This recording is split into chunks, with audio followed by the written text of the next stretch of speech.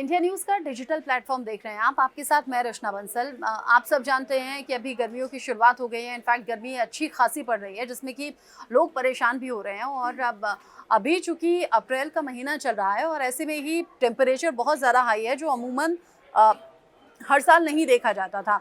ये माना जाता था कि मेनली जो गर्मी शुरू होती है वो मई से होती है। अप्रैल थोड़ा मिक्स सा मौसम रहता था। अभी हम देख रहे हैं कभी-कभी बेमौसम बारिश भी हो रही है, कभी-कभी बेमौसम ओले भी गिरते हैं।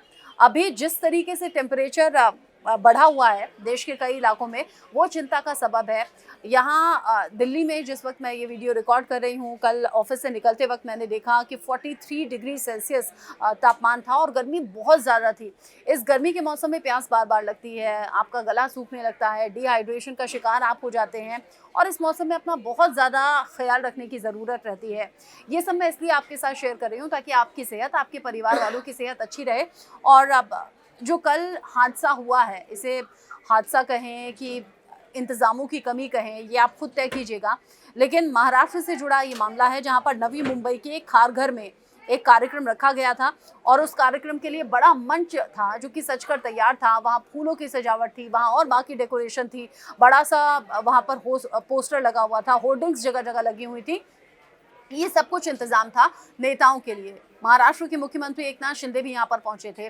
लेकिन जो लोगों की संख्या थी वो करीब 7 लाख की थी। यहाँ एक बहुत बड़ी रैली थी जिसमें जहाँ तक आपकी नज़र जाए वहीं दूर-दूर तक सिर्फ और सिर्फ लोगों की संख्या आपको नज़र आएगी।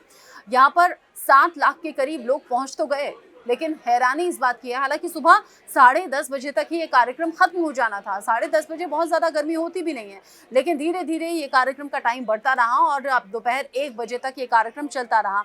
अब दोपहर 1 बजे तक जब कार्यक्रम चला, लोगों की भीड़ वहाँ पर इकट्ठा थी, लेकिन इंतज़ाम उस तरीके से नहीं थे क्योंकि लोग बैठे थे खुले मैदान में। किसी भी तरह का शेड उनके ऊपर नहीं था, किसी भी तरह से उन्हें छाया मिल सके, थोड़ी ठंडक मिल सके, ऐसा कोई इंतज़ाम नहीं था।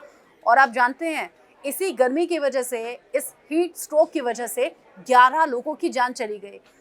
ये कल की घटना है। अगले दिन यानी कि आज जब मैं ऑफिस आई, सुबह में खबर ये निकल कर सामने आई कि 11 लोग तो जान गंवा चुके हैं, लेकिन करीब 100 के बराबर ये संख्या है जिनकी हालत बहुत ज़्यादा बिगड़ गई कल इस रैली में जाने के बाद। और ये सब कुछ हुआ गर्मी की वजह से, ये सब कुछ हुआ इंतज़ामों की कमी की वजह से, ये सब कुछ हुआ उन लोगों की तबीयत ख़राब होने में। डिहाइड्रेशन भी एक बहुत बड़ी वजह मानी जा रही है। किसी का बीपी गड़बड़ हो गया, किसी का शुगर गड़बड़ हो गया, किसी की अगर कोई मेडिकल हिस्ट्री नहीं थी तो वो गला सूखने और गर्मी लगने की वजह से बीमार पड़ गया। आप समझिए कि सिर्फ हीट स्ट्रोक की वजह से 11 लोग अपनी जान गंवा चुके हैं।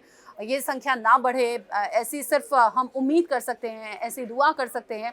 लेकिन अगर 100 के करीब ये संख्या है, जो लोग बीमार हैं, जो लोग अभी हॉस्पिटलाइज हैं, उनका इलाज चल रहा है, तो आप समझिए कि इंतज़ामों की कमी और मैं कहूँगी कि खुद भी अपनी सेहत के साथ खिलवाड़ करने जैसा है। अगर आप ऐसी किसी भी जगह जाते हैं तो उसका परिणाम भी सोचिए। ये भी सोचिए कि गर्मी अगर बढ़ेगी तो फिर किस तरह के हालातों से जूझना होगा। अगर जाते तो अपना इंतज़ाम करके जाते।